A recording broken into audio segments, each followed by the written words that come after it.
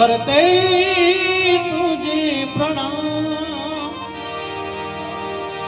नगर में जोगी आया यशोदा के घर आया, वेद कोई समझ न पाया,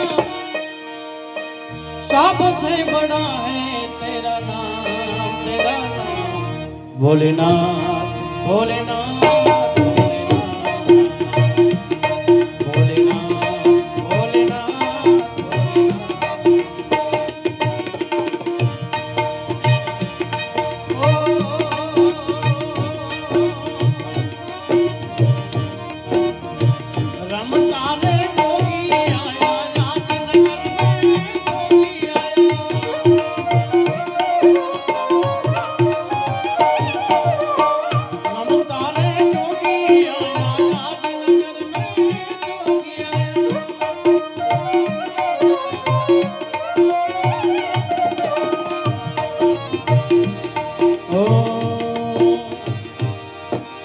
अंग विभूति गले रुद्रमाला शेष नाग लिपटायो,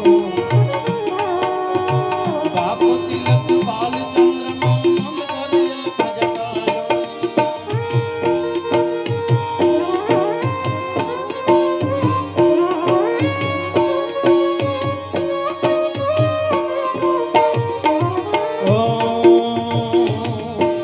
अंग विभूति गले रुद्रमाला शेष नाग तिलक बाल चंद्रमानंद घर लख जगायो। ए रमता जोगी आया नगर में जोगी आया, वेद कोई समझ न पाया, ओ सबसे बड़ा है तेरा नाम, भोलेनाथ, भोलेनाथ, भोलेनाथ, भोलेनाथ।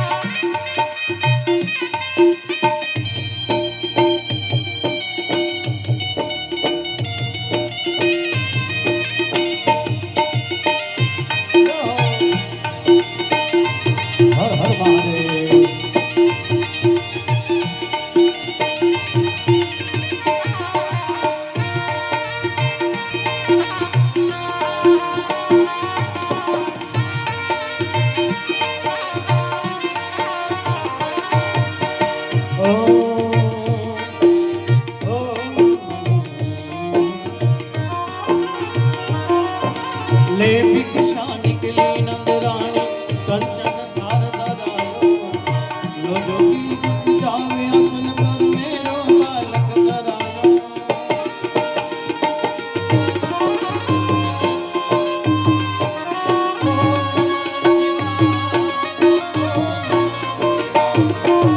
ले भिक्षा निकली नंदरानी कंचन धार धरायो, लो भिक्षा जावे आसन पर मेरो बालक धरायो। ए रमता जोगी आया नगर में जोगी आया, वेद कोई समझ न पाया, ओ सबसे बड़ा है तेरा नाम, तेरा नाम भोलेनाथ, भोलेनाथ, भोलेनाथ,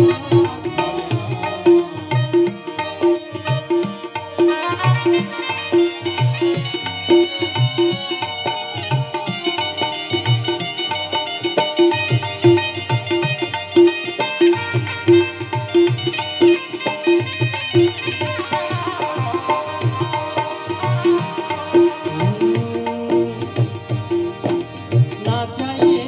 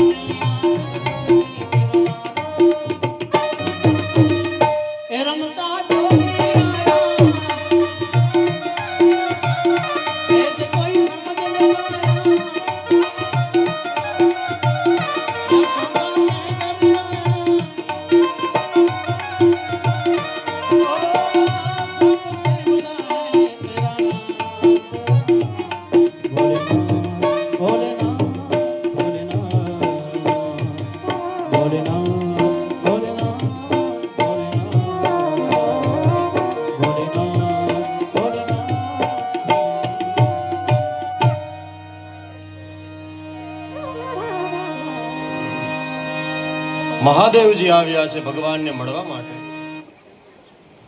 મહાદેવજી આવી અને વાત કરી, અલખ નિરંજન, અરે ઓ યશોદા,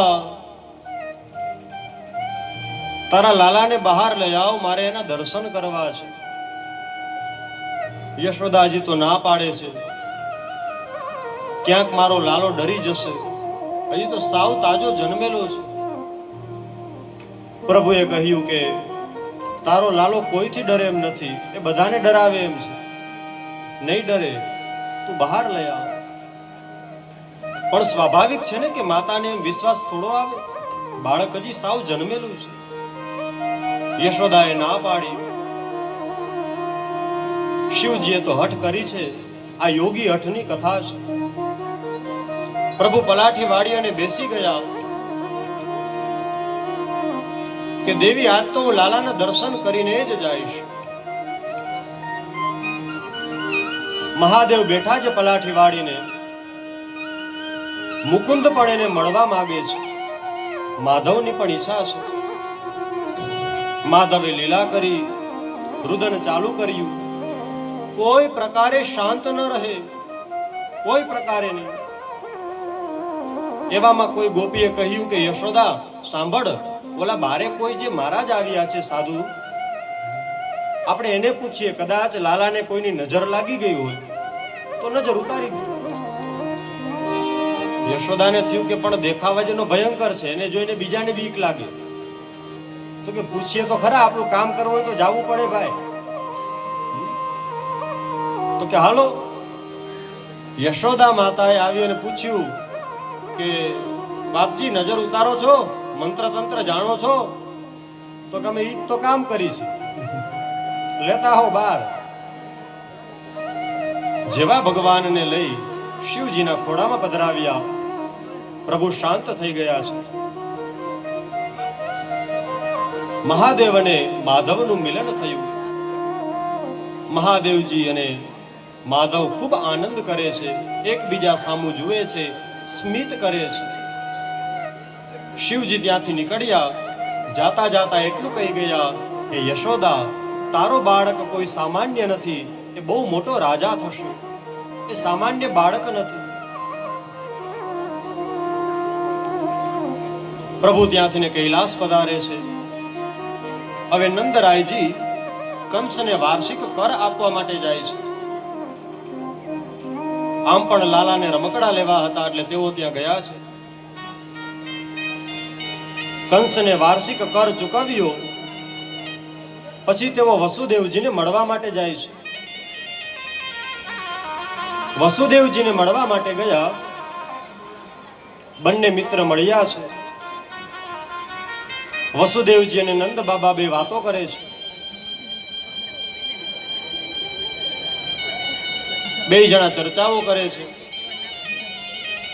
નંદરાય કહે છે કે હે વસુદેવજી, આ કંસે તમારા 6 બાળકોને મારી નાખ્યા, મને એનું બહુ દુઃખ થયું. અરે અમારા વ્રજવાસીઓને પણ બહુ દુઃખ થયું છે. જોજો, વિચારવા જેવી વાત છે.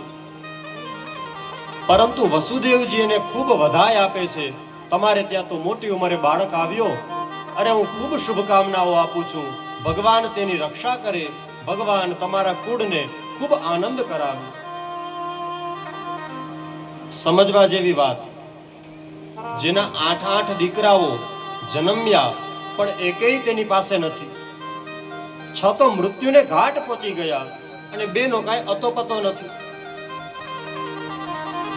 અથવા તો ખબર હોવા છતાંય કંસની બીકે છુપાડીને રાખ્યા છે.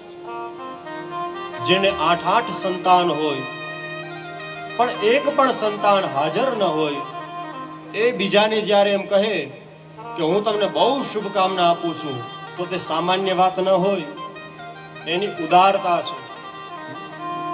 હવે તમે જ વિચારો, આપણો છોકરો 12મા ધોરણમાં 4માં નપાસ થયો હોય અને શેરીના ખૂણે કોકનો છોકરો ગુજરાતમાં ફર્સ્ટ આવે, તો આપણે ઓલાને શુભકામના દેવા જાય? ઢાચું થઈ જાય, આવડું થઈ જાય ને. આપણો બાળક 4 વિષયમાં નપાસ થયો હોય તો તે સામાન્ય વાત છે ભાઈ. પરીક્ષામાં નપાસ થયો છે, જીવનમાં ક્યાં નપાસ થયો છે? તો પણ આપણું મુખ પડી જાય છે. તો જેના 6 દીકરા નજરની સામું મરાઈ ગયા હોય એની કઈ હાલત હોય? એક દુઃખના તળિયે બેઠો છે અને એક સુખના પર્વત ઉપર બેઠો છે. એકને મોટી ઉંમરે સંતાન મળ્યું એટલે સુખના પર્વત ઉપર બેઠો છે. એકને દુઃખ પડ્યા છે માટે તે સાવ સમુદ્રના તળિયે દુઃખ હોય એવી રીતે તે દુઃખી છે. છતાં પણ બંને જણા સાવ એકબીજાને સમજી શકે છે, એકબીજાને કંઈક સાંત્વના આપે છે. તો પેલા બીજાને શુભકામના આપે છે. બંને જણા મિત્ર પણ છે અને 4થી 5મી પેઢીએ બંને જણા ભાઈ પણ થાય છે. મોટા મોટા ભાગવતકારો કહે છે તેઓ ભાઈ પણ થાય છે. વસુદેવજી કહે છે કે હે નંદરાય, તમે જે કામ કરવા આવ્યા હતા એ કામ થઈ ગયું? તો કે હા, મેં કર આપી દીધો છે. તો તમે જલ્દીથી ને જાઓ. ગોકુળમાં અત્યારે ઉત્પાત ચાલુ છે. ગોકુળમાં અત્યારે ઉત્પાત ચાલુ છે. હવે ઉત્પાત ચાલુ છે એની ખબર વસુદેવજીને કઈ રીતે પડી? એનું કારણ શું છે? તો કે એનું કારણ એ છે વસુદેવજી કંસને ઓળખે છે. કંસ હખણો રહે એમ નથી. અને બીજું, વસુદેવજીને ખબર છે કંસે આવતીકાલથી જ ગઈકાલથી જ ચર્ચાઓ કરી છે, જેટલા પણ તાજા જન્મેલા બાળકો હોય એ બધાને મારી નાખો. માટે તે જાણે છે. તરત જ નંદરાયને કહે છે તમે જલ્દીથી ને હવે અહીંથી પ્રસ્થાન કરો. પેલી બાજુ શું થયું છે? શુકદેવજી પૂતના મોક્ષની કથા સંભળાવે છે. પૂતના કોણ છે? તો કે તે અવિદ્યા છે, એક રાક્ષસી છે. મથુરાથી ગોકુળમાં આવી છે. 3 વર્ષથી નાના બાળકોને મારવાનો આદેશ મળ્યો છે. 2-4 નહીં, 5-10 નહીં, 16,000 બાળકોને મારી નાખ્યા. કેટલાને? 16,000 બાળકોને. રાક્ષસો અત્યારે જ છે એવું નથી ભાઈ, પેલાય હતા. અત્યારે 27 મારે છે. પણ યાદ રાખજો, ત્યારે પણ કોઈ કૃષ્ણ આવ્યો તો અત્યારે પણ આવશે જ. તૈયારીઓ ચાલુ છે.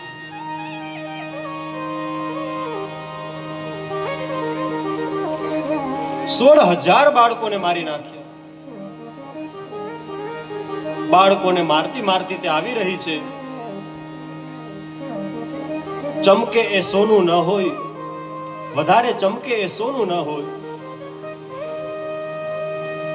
સુંદર સ્ત્રીનું શરીર ધારણ કરી હવે તે ગોકુળમાં પ્રવેશ કરે છે. કોઈને ને કોઈને પૂછતી જાય છે કે તાજા જન્મેલા બાળકો કઈ જગ્યાએ છે, મારે તેમને શુભકામનાઓ આપવી છે, મારે તેમના ઘરે જઈ અને તેમની વધાઈઓ લેવી છે. ગામડાના ભોળા લોકો કહેતા જાય કે બેન આમ જાઓ, બેન આમ જાઓ. હમણાં જ નંદ બાબાને ત્યાં બાળકે જન્મક ગ્રહણ કર્યો છે. અરે તમે તો શું, કેટલા લોકો આવે છે. અરે દેવતાઓ પણ આવે છે પુષ્પની વૃષ્ટિ કરવા. પૂતના સુંદર શરીર ધારણ કરી ત્યાં આવે છે. કોઈને ખબર ન પડે એવી રીતે ત્યાં આવી. મહેલમાં પ્રવેશ પણ કર્યો છે. યશોદાને ખબર ન હોય એવી રીતે ત્યાં આવી ભગવાનને પોતાનું સ્તનપાન કરાવવા માંગે છે. આવી છે તો વિષ ચોપડીને, ઝેર લગાડીને. યાદ રાખજો, ઉંદર આપણા આંગળીને કોતરે તો મીઠું થૂક લગાડીને કોતરે. આંગળી કોતરે ને ત્યારે ખબર ન પડે, એ આખી કપાઈ જાય, ઉંદર વયો જાય તઈ ખબર પડે કે આંગળી તો વહી ગઈ. એમ ભાઈથી પણ વધારે મીઠી વાત કરવા વાળો હોય, પણ રાક્ષસ ને રાક્ષસ જ કહેવાય.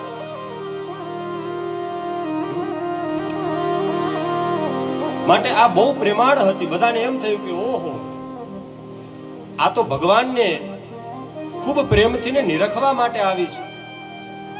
માટે કોઈને કહ્યું કે મને કૃષ્ણ ભગવાન મારા ખોરામાં પધરાવો. મારે લાલાને નિહાળવો છે. કોઈ બાળકને ખોળામાં આપ્યો છે, હવે તે સ્તનપાન કરાવવા જાય છે. સ્તનપાન કરાવવા માટે જેવી તે ભગવાનને હાથોમાં લે છે, પ્રભુએ નેત્ર બંધ કરી દીધા. પ્રભુએ નેત્ર બંધ કર્યા, એના અનેક કારણો બતાવ્યા છે. પેલું કારણ શું છે? તો કે પૂતના અવિદ્યા છે. જો મારી નજર તેના ઉપર પડશે તો અવિદ્યા દૂર થઈ જશે અને તે ધાર્મિક બની જશે. એટલે પ્રભુએ નેત્ર બંધ કરી લીધા. બીજું કારણ એ છે, મને મારવા તો આવી છે પણ માતા બનીને આવી છે. મારી માતાને હું ઉત્તમ ગતિ આપવાનો છું, તો હવે આને કઈ ગતિ આપીશ એ વિચાર કરે છે. ત્રીજું, કદાચ મારી આ પૂર્વ જન્મની કોઈ વેરી હશે, પણ આ સ્ત્રી કોણ હતી એ યાદ કરવા માટે તે પોતે નેત્ર બંધ કરે છે. પૂર્વ જન્મમાં બલિ રાજાની પુત્રી હતી. જ્યારે ભગવાન વામન સ્વરૂપે આવ્યા ત્યારે આ સ્ત્રીને વિચાર આવ્યો હતો, કેવડા બટુક બ્રાહ્મણ છે, કદાચ આવો દીકરો મારો હોય તો. પણ જ્યારે વિરાટ બની અને બધું જ લઈ લીધું ત્યારે ક્રોધ ચડ્યો કે મારા બાપનું છીનવા આવ્યો છે, આને તો હું મારી નાખીશ. આ બે કાર્યોને કરવા માટે પૂતના રૂપે અવતરિત થઈ છે. ચોથું, પ્રભુએ નેત્ર એટલા માટે બંધ કર્યા, આ ઝેર લગાડીને આવી છે. ઝેર પીવું એ મારું કામ નથી, એ અભ્યાસ તો મહાદેવને છે, એ મહાદેવનું કામ છે. માટે નેત્ર બંધ કરી મહાદેવને આમંત્રણ આપે છે, પ્રભુ હું દૂધનું પાન કરીશ, હું એના પ્રાણનું પાન કરીશ, તમે ઝેરનું પાન કરી જાજો. પાંચમું કારણ એ છે, નેત્ર છે એની પાપણ હોય તેને નિમિ રાજા કહેવાય. એમાં નિમિ રાજા બિરાજે છે. નિમિ રાજા એને જોવા નથી માંગતા, એટલા માટે તે એના નેત્ર બંધ કરે છે. છઠ્ઠું, આપણે કાંઈ સારું કામ કરીએ ને તો સૌથી પહેલા નીકળતા હોય તો માતા પિતાને પગે લાગીએ, વડીલોને પગે લાગીએ, ભગવાનને પગે લાગીએ. એવી જ રીતે આપણું બાળક જન્મ્યું હોય તાજું તાજું તો આપણે એને મંદિરે દર્શન કરવા લઈ જાય, ચાહે તે માતાજીનો હોય, ચાહે તે શિવ મંદિર હોય, ચાહે તે સુરાપુરા દાદાનું મંદિર હોય. પણ આપણે તેને કઈ તાજા જન્મેલા બાળકને ખોટી જગ્યાએ ન લઈ જાય. એટલે પ્રભુ વિચારે છે, હજી તો હું આવ્યો છું, આવ્યાને વેત રાક્ષણીને ક્યાં જોવી. એટલે પણ પ્રભુએ નેત્ર બંધ કર્યા છે, અનેક કારણો બતાવ્યા છે. પ્રભુ હવે સ્તનપાન કરે છે. પ્રભુએ જોરથી એના સ્તનને દબાવ્યું છે. ધીમે ધીમે ધીમે કરતા પ્રભુએ જોરથી એના પ્રાણને પી રહ્યા છે. થોડી જ વારમાં એ પૂતના કહે છે, મને છોડી દે, મને છોડી દે, મને છોડી દે, છોડી દે. આમ કહેતા કહેતા એ રાક્ષસી પોતાના મૂળ સ્વરૂપમાં આવી ગઈ. વિકરાળ શરીર થયું છે. પ્રભુએ તેના પ્રાણનું પાન કર્યું. એ પૂતનાને મોક્ષ મળી ગયો છે. પૂતનાનું મૃત્યુ થયું. પૂતનાને મોક્ષ મળ્યો, એનું મૃત્યુ થયું છે. પ્રભુ તો તેની છાતી ઉપર બેઠા બેઠા સ્મિત કરે છે, આનંદ કરે છે. થોડી જ વારમાં ગોપીઓ આવી. ગોપી આવી અને જુએ છે કે પ્રભુ તો તેના શરીર ઉપર વક્ષ સ્થળ ઉપર બેઠા છે. તરત જ પ્રભુને લઈ લીધા, ગૌશાળામાં લઈ ગયા. ગૌમૂત્રથી નવડાવ્યા, છાણથી નવડાવ્યા. ભગવાનની ઓલું આપણે કોઈને કાંઈ એમ થયું હોય કે મારા છોકરાને કાંઈક કોઈ નજર મારી હશે તો, નજર લાગી ગઈ હશે તો આપણે ઓલી નજર ઉતારીએ ને, એમ ગોપીઓ ભગવાનની નજર ઉતારે છે. ગોવિંદ તારા ગાલની રક્ષા કરે એમ કરીને વળી ઉતારે. માધવ તારા મુખની રક્ષા કરે, સૂર્ય તારા કંઠની રક્ષા કરે, યજ્ઞ પુરુષ તારા સાથળોની રક્ષા કરે, ઈશ્વર તારા મસ્તકની રક્ષા કરે. અંગ બીજ ન્યાસ કરી અને પ્રભુના શરીરની રક્ષા કરવા માટે ગાયનું પૂંછડું હાથમાં લઈ જાણે ઉતારો કરે છે. એને ખબર નથી કે તમે જે ગોવિંદનું નામ લ્યો છો એ સાક્ષાત ઊભો છે, પણ એક ભાવ છે માટે ભગવાનને આ રીતે રક્ષિત કરવામાં આવ્યા. હવે પૂતનાના દાહથીને ચંદનની સુગંધ આવવા લાગી. નંદ બાબા જ્યારે ગોકુળમાં પ્રવેશ કરે છે તો ચંદનની સુગંધ આવી. તેઓ વિચાર કરે છે કે આટલી બધી સુગંધ ક્યાંથી આવી રહી છે. પૂતનાનું એવડું મોટું શરીર હતું કે એને અગ્નિ આપવા માટે શરીરના કેટલાય કટકાઓ કર્યા અને જંગલના મોટા મોટા લાકડાઓ લઈ આવ્યા જે ચંદનના હતા. માટે એને અગ્નિ આપે છે. ચંદનની સુગંધ આવવા લાગી. પૂતના મોક્ષની કથા શુકદેવજી સંભળાવે છે. પરીક્ષિત રાજાએ પૂછ્યું, પ્રભુ આ ઘટના કેટલામા દિવસે થઈ હતી? શુકદેવજી કહે છે, આ ઘટના ભગવાનની છઠ્ઠીના દિવસે થઈ હતી. અને આ ઘટના ઘટી એટલે વિધાતા લેખ લખવા આવે એટલે લેખીની મૂકવી, ઓલો કાગળ મૂકવો, છઠ્ઠીની જે પણ વિધિ કરવાની હોય એ બધું બધાને ભૂલાઈ ગયું. કેમ ભૂલાઈ ગયું? તો કે જે બાપનો પણ બાપ હોય એના લેખ લખવા કોણ આવે ભાઈ? એના લેખ લખવા કોણ આવે? માટે છઠ્ઠીની વિધિ કરવાનું ભૂલાઈ ગયું.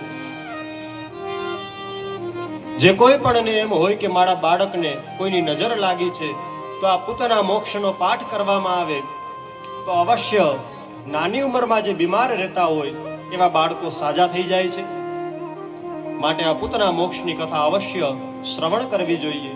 આપણને ન આવડે બ્રાહ્મણોને બોલાવી એના માટેના શ્લોકો બતાવ્યા છે, તેનો પાઠ કરાવવો સંકલ્પની સાથે. હવે પ્રભુ ધીમે ધીમે કરતા 108 દિવસના થયા. લાલાએ જાતે જ કરવટ બદલી છે. અંગ પરિવર્તન કરે ને, પડખું બદલાવે. લાલાએ જાતે જ પડખું બદલાવ્યું છે. તરત જ ગોકુળમાં ઉત્સવ ઉજવવામાં આવ્યો, અભિષેક કરવામાં આવ્યો, સ્વસ્તિ વાંચન કરવામાં આવ્યું. બહુ મોટો ઉત્સવ થતો હતો. પ્રભુને ગાડામાં પધરાવ્યા. ગાડામાં સુવડાવી બધા ઉત્સવમાં ધ્યાન આપે છે. કોઈનું ધ્યાન ન હતું. પ્રભુ તો સૂતા હતા. થોડી વાર પછી ઊંઘમાંથીને જાગ્યા છે. શ્યામ સુંદર ઊંઘમાંથીને જાગ્યા. તરત જ તેનો ચરણ એ ગાડાને અડ્યો અને તે ગાડું ઊંધું વળી ગયું.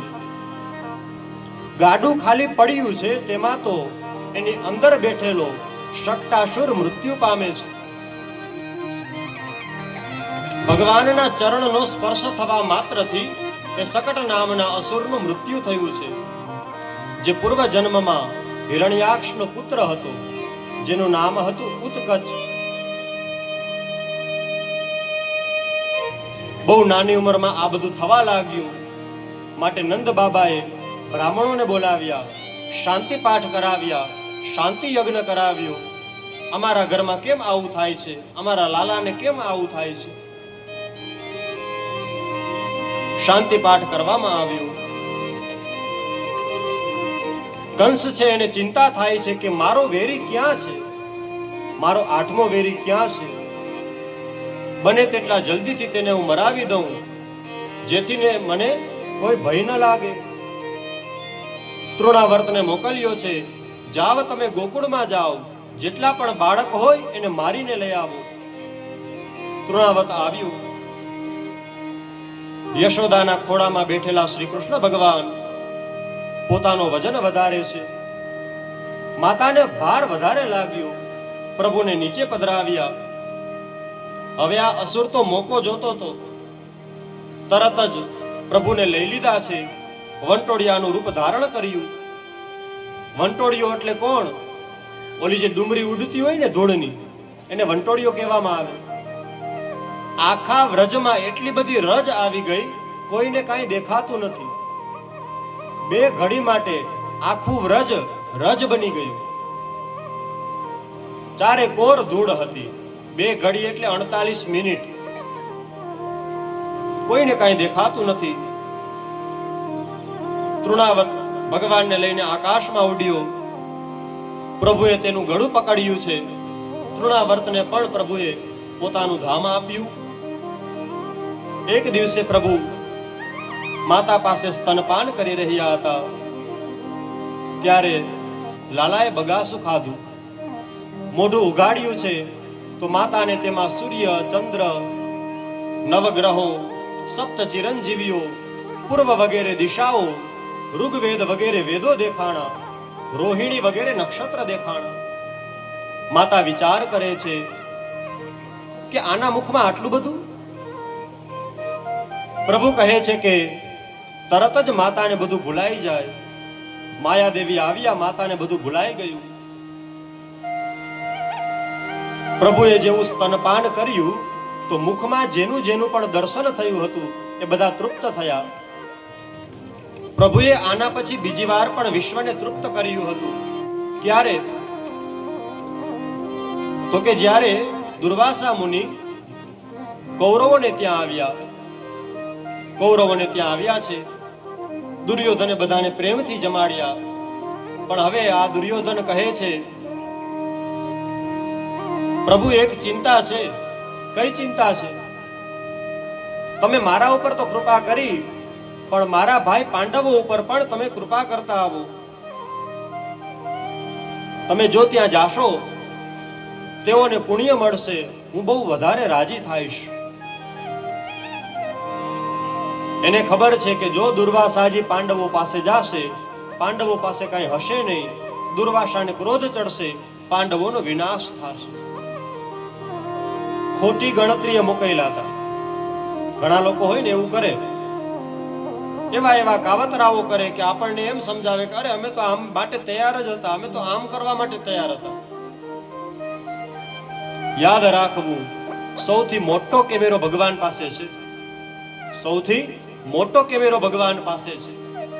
આપણે જે પણ કરીએ છીએ એ બધી ભગવાનને ખબર છે ભાઈ. ચિત્રગુપ્ત એટલે શું? તો કે ગુપ્ત રીતે કરેલા કાર્યોના ચિત્ર જેની પાસે છે એને ચિત્રગુપ્ત કહેવામાં આવે. માટે ભગવાન પાસે સૌથી મોટો કેમેરો છે. હું કંઈક ખરાબ કરું છું, ભલે કોઈને ખબર ન હોય, મારો નાથ બધું જાણે છે, માટે મારે આ ખોટું ન કરાય. હૃદયમાં બેઠેલો ભગવાન આપણા પ્રત્યેક કર્મનો સાક્ષી છે. અરે હું કંઈક સારું કરું છું, કુટુંબમાં મારા કોઈ વખાણ કરતું નથી, સમાજમાં કોઈ મારા વખાણ કરતું નથી, કાંઈ વાંધો નહીં. પરમાત્મા બધું જુએ છે. પરમાત્મા બધું જુએ છે. ભરોસો રામ કેરો રાખવો.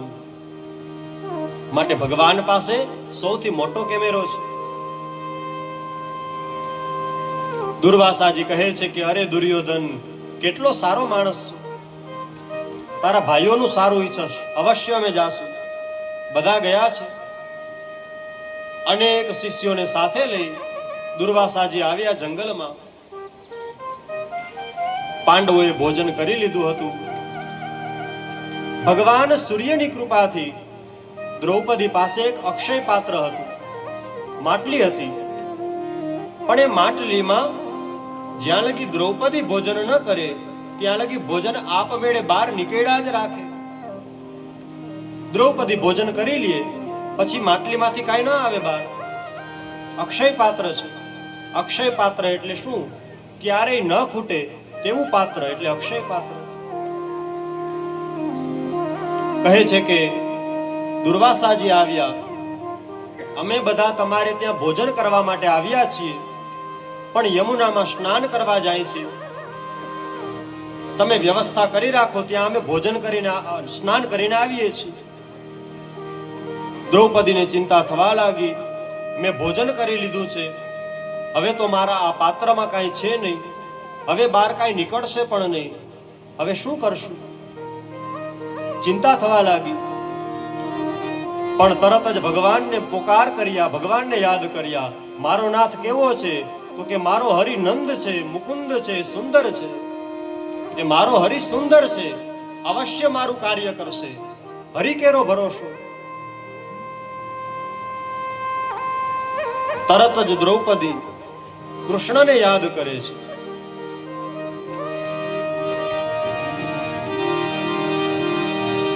હરિ સુંદર નંદ મુકુંદા હરિ નારાયણ હરિ હરિ સુંદર નંદ મુકુંદા હરિ નારાયણ હરિ હરિ સુંદર નંદ મુકુંદા હરિ નારાયણ હરિ હરિ સુંદર નંદ મુકુંદ હરિ નારાયણ હરિ હરિ કેશવ હરિ ગોવિંદા હરિ નારાયણ હરિ હરિ કેશવ હરિ ગોવિંદ હરિ નારાયણ હરિ હરિ સુંદર નંદ મુકુંદ હરિ નારાયણ હરિ હરિ સુંદર નંદ મુકુંદ હરિ નારાયણ હરિ હરિ કેશવ હરિ ગોવિંદા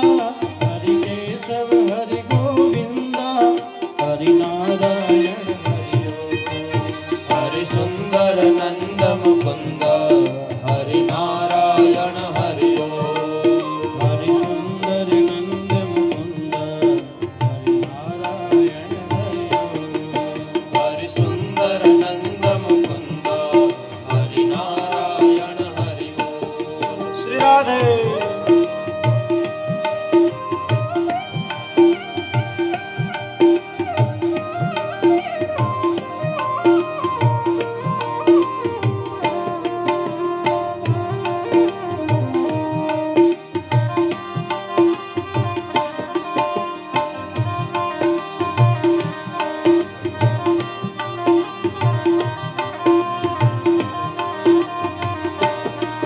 बनमाली मुरली धारी गोवर्धन रे गिरधारी વનમાલી મુરલી તારી ગોવર્ધન ગિરિવરધારી. वनमाली मुरली धारी गोवर्धन गिरधारी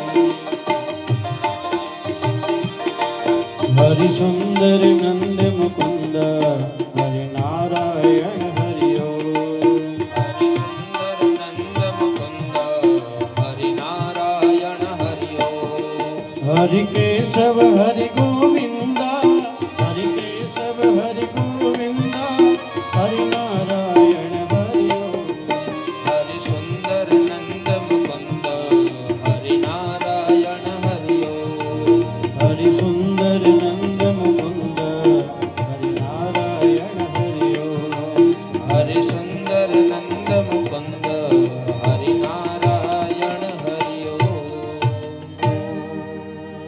તરત જ પ્રભુ આવે છે. જેવા નાથને યાદ કર્યા એટલે નાથ દોડતો આવ્યો. પ્રભુ ક્યાં હશે, શું કરતા હશે? તરત જ દ્રૌપદીએ યાદ કર્યા, પ્રભુ આવી ગયા. સર્વ વૃત્તાંત સંભળાવ્યો કે હે નાથ, હે કૃષ્ણ, દુર્વાસા મુનિ આવવાના છે, અત્યંત ક્રોધી છે. અરે દેવતાઓને પણ શાપ આપી દે, મનુષ્યની શું તાકાત? ભોજન કરવા આવવાના છે, એ પણ એક નહીં અનેક શિષ્યોની સાથે. હવે હું શું કરું? ભોજન પણ થઈ ગયું છે, વાસણો પણ રાખી દીધા છે. હવે ભોજનની વ્યવસ્થા થઈ શકે તેમ નથી.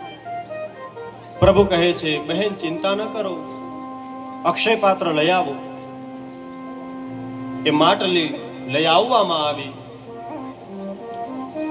કોઈ ખૂણે એક ભાજીનું પાન ચોટેલું હતું. પ્રભુએ તરત જ એ પાન લઈ મુખમાં પધરાવ્યું. પ્રભુએ જેવું તે આરોગ્યું. પ્રભુ કહે છે કે ખૂબ આનંદ થયો, ઓડકાર આવ્યો, મને તૃપ્તિ થઈ ગઈ. માત્ર પ્રભુને નહીં પણ પ્રભુએ આખા વિશ્વને તૃપ્ત કરી દીધું. આખું વિશ્વ તૃપ્ત થઈ ગયું.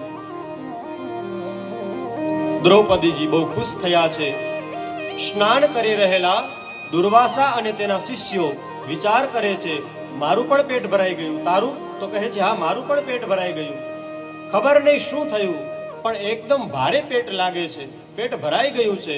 હવે આપણે હવે ભોજન કરવા જાશું તો ફજેતી થશે. યમુનાના કિનારેથી બધા જ ઋષિઓ પાછા ગયા છે. પ્રભુએ પાંડવોની લાજ રાખી છે. માતા પાસે સ્તનપાન કરે છે ત્યારે પણ વિશ્વને તૃપ્ત કર્યું અને પાંડવોની મદદ કરવા માટે પણ વિશ્વને તૃપ્ત કર્યું હતું. ભગવાન મોટા થવા લાગ્યા. તેના નામકરણ સંસ્કાર કરવાનો સમય આવ્યો. વસુદેવજી બધું જ જાણે છે. નંદ બાબાને ત્યાં જે છે એ મારો જ દીકરો છે. પોતાના કુલગુરુને મોકલ્યા. શ્રી ગર્ગાચાર્યજી મહારાજને તમે જઈ તેનું નામકરણ સંસ્કાર કરો. પણ કંસને ખબર ન પડે માટે તમે ગૌશાળામાં જાઓ. ગોકુળની ગૌશાળામાં આવ્યા. કોઈને ખબર ન પડે એવી રીતે નામકરણ સંસ્કાર કરવાના છે. કુલગુરુ કેટલા જાણકાર છે એ જોવા માટે યશોદાજીએ બાલકૃષ્ણ રોહિણીના ખોરામાં પધરાવ્યા અને દાઉજીને પોતાના ખોરામાં પધરાવ્યા. ઉલટું કર્યું. પણ આ તો ગર્ગાચાર્યજી મહારાજ હતા. જેવી બંને દેવીઓ આવે છે તરત જ કહે છે, હે દેવી, તમારા ખોળામાં જે બાળક છે એ તમારું નથી, એ તો રોહિણીજીનું બાળક છે. અને રોહિણીજીના ખોળામાં જે બાળક છે એ તો તમારું બાળક છે. તેના નામકરણ સંસ્કાર કરવામાં આવ્યા. કહે છે કે રોહિણીનો જે પુત્ર છે તેનું નામ રોહિણી થશે. બધાને આનંદ આપશે એટલે તેનું નામ રામ થશે. બળવાન હશે એટલે તેનું નામ બળ થશે. યાદવોને એકત્રિત કરશે માટે તેનું નામ સંકર્ષણ થશે. અને જે આ શ્યામ છે એનું તમારે શું કહેવું? એના તો હજારો નામ છે, પણ કળિયુગમાં એને કૃષ્ણ કહેવામાં આવશે. વસુદેવનો પુત્ર છે માટે તેને વાસુદેવ કહેવામાં આવશે. અનેક નામો થશે. નારાયણની અંદર 60 ગુણો છે, પણ આ તમારા લાલામાં 64 ગુણો છે. પૂર્ણ અવતાર છે. જ્યોતિષ જોઈ અને કહે છે તેને પત્નીઓ થોડી વધારે થશે, ખર્ચો થોડો જાજો આવશે. રાહુ નીચસ્ત છે માટે પત્નીઓ વધારે થશે, માટે તેને ઘણી બધી પત્નીઓ થાય છે. ગર્ગાચાર્યજી મહારાજ આ પ્રમાણે નામકરણ સંસ્કાર પતાવી કોઈને ખબર ન પડે એવી રીતે કોઈ જગ્યાએ પોતાનું નિવાસ સ્થાન રાખે છે. જ્યારે નંદ યશોદા વગેરે પોતાના ઘરે પરત ફર્યા પછી પાછળથી તેઓ ત્યાં આવે છે, જેથી કોઈને ખબર ન પડે. હવે ગર્ગાચાર્યજી મહારાજ યમુનામાં સ્નાન કરવા ગયા. ઠાકોરજીની સેવા કરવાનો સમય થયો. ખીર લીધી. પોતાના હાથેથી ખીર તૈયાર કરી ઠાકોરજીને ભોગ ધરાવે છે. આરોગોને નંદલાલ વગેરે વગેરે કીર્તનો કરી પ્રભુ પાસે ખીર ધરાવી. નેત્ર બંધ કરે છે. પ્રભુ પાસે પદનું ગાન કરે છે. કનૈયો આવી અને ખીર ખાય છે. ગર્ગાચાર્યજીએ તરત જ રાડ નાખી, ઓ યશોદા, આ તારો બાળક જોને આવીને મારા પ્રભુની ખીર ખાઈ જાય છે. ત્યારે કનૈયો કાલી ગયેલી ભાષામાં કહે છે, ઈ કનૈયો હું જ છું, તારો ભગવાન, તારો લાલો હું પોતે જ છું. ગર્ગાચાર્યજી તો હસે છે કે બાળકો તો આવી જ વાતો કરતા હોય. ફરી પાછા યમુનામાં સ્નાન કરવા ગયા. ફરી પાછી ખીર તૈયાર કરી.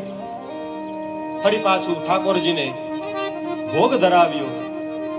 ફરી પાછો કનૈયો આવ્યો, ખીર ખાવા લાગ્યો. ગર્ગાચાર્યજી કહે છે, વરી પાછો તો આવી ગયો. ત્યારે પ્રભુએ પોતાનું મૂળ સ્વરૂપ પ્રગટ કર્યું છે. ગર્ગાચાર્યજી ખૂબ પ્રસન્ન થયા. વારંવાર પ્રભુને પ્રણામ કરે છે. પોતાને ધન્ય ગણે છે. હું તમારા કુળનો કુળગુરુ થયો છું. આજે કુલગુરુ બનવું એ સાર્થક થઈ ગયું. કુલગુરુ બનવાનો મને લાભ મળ્યો છે. એ જ પ્રમાણે રઘુવંશમાં બ્રહ્માજી દ્વારા જ્યારે મરીચી પૃથ્વી ઉપર આવ્યા ત્યારે બ્રહ્માજીએ કહ્યું કે હે વશિષ્ઠજી, તમે આ રઘુકુળના કુલ ગુરુ બનો. ત્યારે વશિષ્ઠજીએ ના પાડી દીધી કે ના ભાઈ, આ હું નહીં કરું. રામચરિતમાનસ કહે છે કર્મકાંડ અતિ મંદા. કેમ તો કે યજમાન તો ગમે તે પ્રકારના આવતા હોય, સકામ ભાવવાળા, નિષ્કામ ભાવવાળા, માત્ર પૈસાને જોવાવાળા, અનેક પ્રકારના આવતા હોય. માટે મારે આ કાર્ય નથી કરવું. ત્યારે કહે છે તમે ચિંતા ન કરો, તમે જે સૂર્યવંશના કુલગુરુ બનો છો એ કુલગુરુ બનવાનું સાર્થક થશે. કેમ તો કે વંશમાં પ્રભુ રામ પ્રગટ થશે, તમારા ખોળામાં બેસશે, તમારી દાઢી ખેંચશે, તમારી સેવા કરશે, તમારી પાસે મીઠી મીઠી વાતો કરશે. તરત જ વશિષ્ઠજી તૈયાર થયા છે, કુલગુરુ બને છે. ગર્ગાચાર્યજી પણ કહે છે કે આજે મારું કુલગુરુ બનવું એ સાર્થક થઈ ગયું છે. પ્રભુ ગર્ગાચાર્યજીના ખોળામાં બેસી પોતાના હાથેથી ગર્ગાચાર્યજીને ખીર ખવડાવે છે. પ્રભુ પોતે પ્રસાદ આપે છે. મંદિરમાં જાય તો પૂજારી પ્રસાદ આપતા હોય, કથામાં બેસીએ તો યજમાન પ્રસાદ આપે, પણ સાક્ષાત ભગવાન પ્રસાદ આપી રહ્યા છે. એનાથી મોટું ભાગ્ય કયું હોઈ શકે ભાઈ? હવે રામ અને શ્યામ 4 પગે ચાલવા લાગ્યા, ઘૂંટણોના બળે. નાનું બાળક હોય તરત જ ચાલતા ના આવડે એટલે પગનો તો ઉપયોગ કરે જ, પણ હાથનો પણ ઉપયોગ કરે. આ ગોઠણ હોય ને તેના માધ્યમથી તે ચાલવા લાગે. ધીમે ધીમે ધીમે ગોકુળમાં ચાલવા લાગ્યા છે. એના કેળમાં જે કંદોરા બાંધ્યા હોય તેનો કર્ણપ્રિય અવાજ આવવા લાગ્યો. ગોકુળની ગળીઓમાં શ્યામ અને રામ હવે ચાલી રહ્યા છે. બંને ભાઈ મોટા થવા લાગ્યા. સમય જતા પ્રભુના થોડા મિત્રો થયા. એમાંના એક મિત્રનું નામ હતું મધુમંગલ. મધુમંગલને ભગવાને પૂછ્યું, આવો પાતળો કેમ છો? તો કે કનૈયા, તારા ઘરે આ 9-9 લાખ ગાય છે અને આટલું માખણ આવે, અહીંયા એક નાય વાંધા છે. અમે કઈ માખણ નથી ખાતા રોજ, અહીંયા છાસે માંડ મળે જ પીવા, એ પાણી વાળી. માટે કનૈયા ગરીબાઈ છે ભાઈ, એટલે તારી જેમ હુષ્ટપુષ્ટ નથી અમે. કનૈયો કે એમ થોડું હાલે, મારા ભાઈબંધ હોય ને કાંઈ ભૂખ્યા રહીએ? હાલો આપણે નક્કી કરીએ, આજથી આપણે બધાય ચોરી કરવા જાશું. શેની ચોરી? માખણની ચોરી કરવા. બધા જ મિત્રોને ભેગા કર્યા, ચોર કમિટી નક્કી કરવામાં આવી અને ચોરના સરદાર તરીકે ભગવાનની નિમણૂક કરી.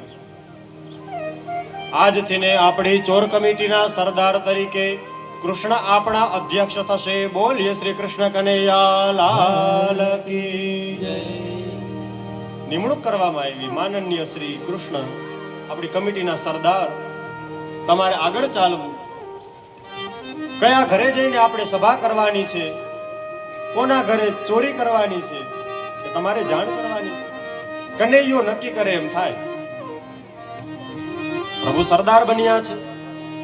પ્રત્યેક દિવસ પ્રભુ કોઈના કોઈના ઘરે જાય, માખણોની ચોરી કરી આવે, પોતે ખાય, પોતાના મિત્રોને ખવડાવે.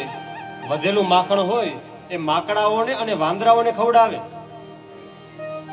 ગોપીઓ ફરિયાદ કરવા આવે, અરે ઓ યશોદા, તારો કનૈયો માખણની ચોરી કરવા આવે છે, તારે ઘરે કઈ કમી છે કે અમારી અહીંયા આવે છે? અને આવતો હોય તો વાંધો નથી, ભલે ને આવે. આમ તો આવે છે તો બહુ મજા આવે છે. તારો લાલો એવો છે કે એને જોઈને એટલે બધો ગુસ્સો ઉતરી જાય.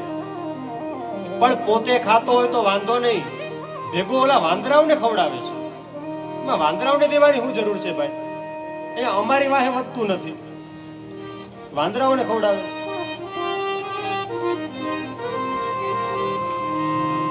કનૈયો રોજ આમ ચોરી કરવા જાય, ગોપીઓ દર્શન કરવા માટે આવે. ઈ બાને ફરિયાદ કરતા કરતા દર્શન કરવા આવે છે. સુખદેવજી કહે છે કે આ બધું કેમ મળ્યું છે? તો કે આ બધા જ લોકોએ ગુરુની સેવા કરી છે. આ બધા ઋષિમુનિ છે. ગોપીઓ કોણ છે? ઋષિમુનિ છે. પૂર્વ જન્મમાં ગુરુની સેવા કરી હતી, માટે સારું ફળ મળ્યું છે. ગુરુની સેવા કરવા થી ઘણું ફળ મળે છે, પણ ગુરુની સેવા કેમ કરવી એ આવડવું જોઈએ. ન આવડે તો ગુરુનું આવી બને. એક ગુરુ હતા, એના બે શિષ્ય હતા. એક ગુરુના બે શિષ્ય હતા. એકનું નામ રાધેશ્યામ, એકનું નામ ઘનશ્યામ. રોજ ગુરુજીની સેવા કરે. એક ગુરુજીના ડાબા પગની સેવા કરે, એક ગુરુજીના જમણા પગની સેવા કરે. એક દી ગુરુજીને ક્યાંક જવાનું આમંત્રણ આવ્યું. ગુરુજી કહે છે કે મારે હવે જવું પડશે. શિષ્યએ કીધું ના, તમારે નથી જવું, ચિંતા ન કરો, એ પત્ર મને આપી દો, હું ત્યાં પહોંચાડી દઈશ. તમારે કાંઈ આ મોટી ઉંમરે હેરાન નથી થવું, તમે આરામ કરો. ભલે બેટા. ઘનશ્યામ ગયો છે પત્ર દેવા માટે. ગુરુજી આરામ કરે છે. હવે ગુરુજી આરામ કરતા હતા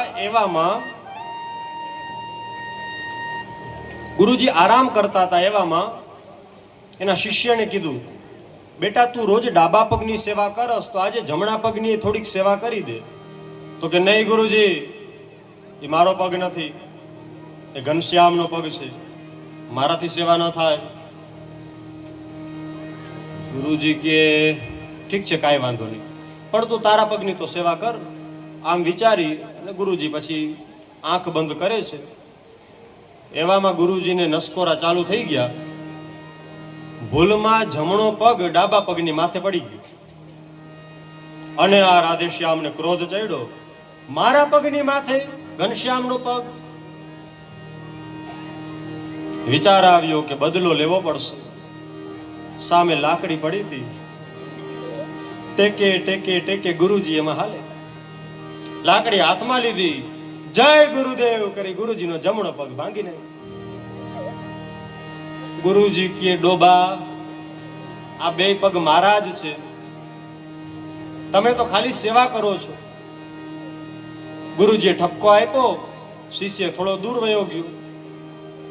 3-4 દી થયા એટલે ઓલો પત્ર મોકલવાનો હતો ને, એ કામ પતાવી અને ઘનશ્યામ આવ્યો. કામ પતાવીને આવ્યો. ગુરુને થયું હાઈસ, આ તો કઈક સમજે એમ છે. તરત જ ગુરુને પગે લાગવા આવ્યો. જય ગુરુદેવ, દંડવત. આવો બેટા આવો. ગુરુજીના જમણા પગે પાટો હતો, ફ્રેક્ચર, 1 મહિનાનો પાટો હતો.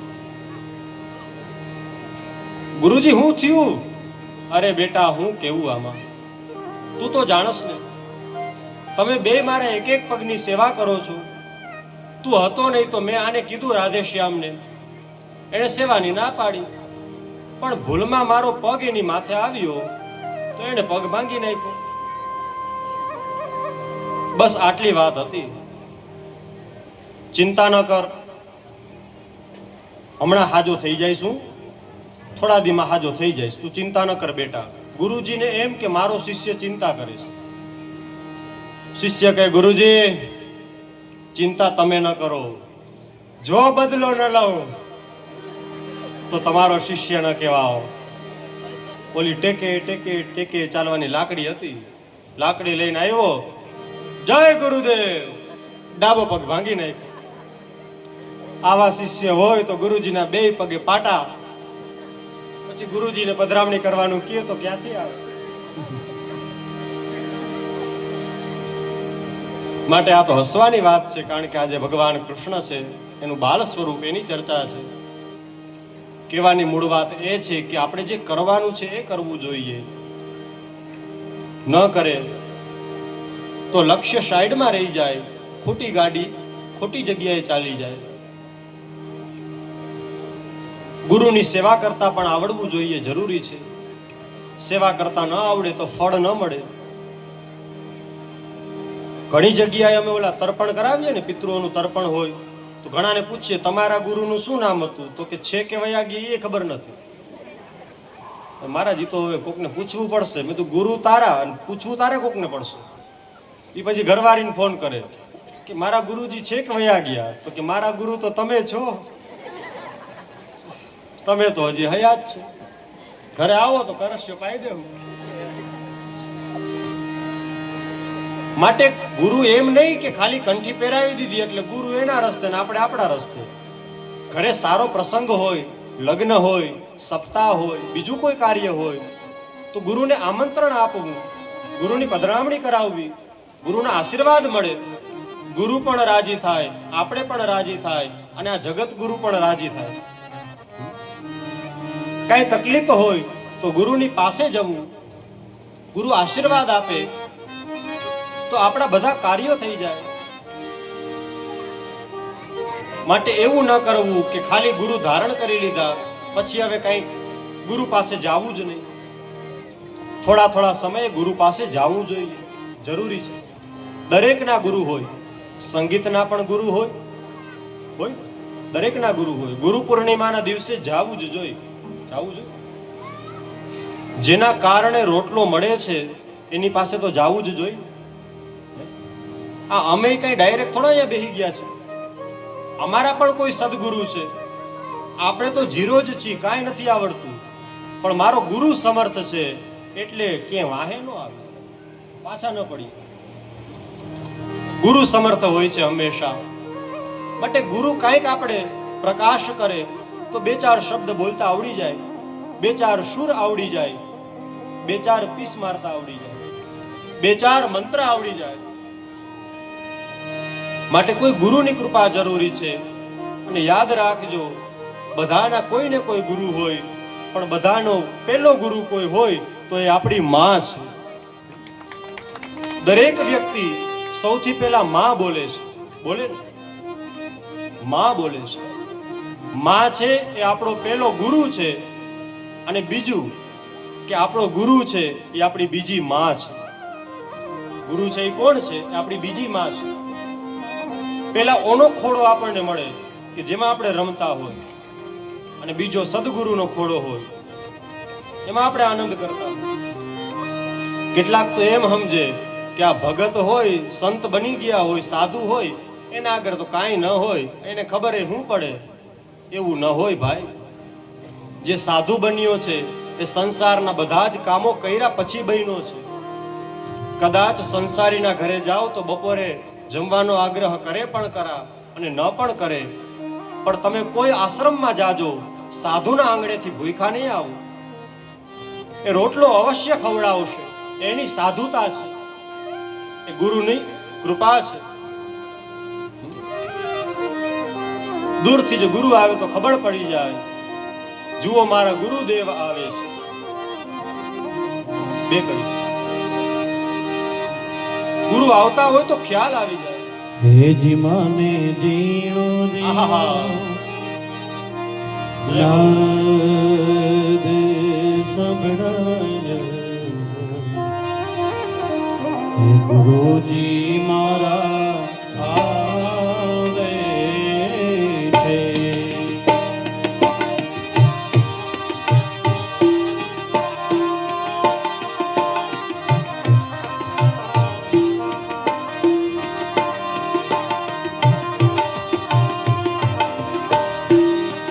હે જી માને જીણો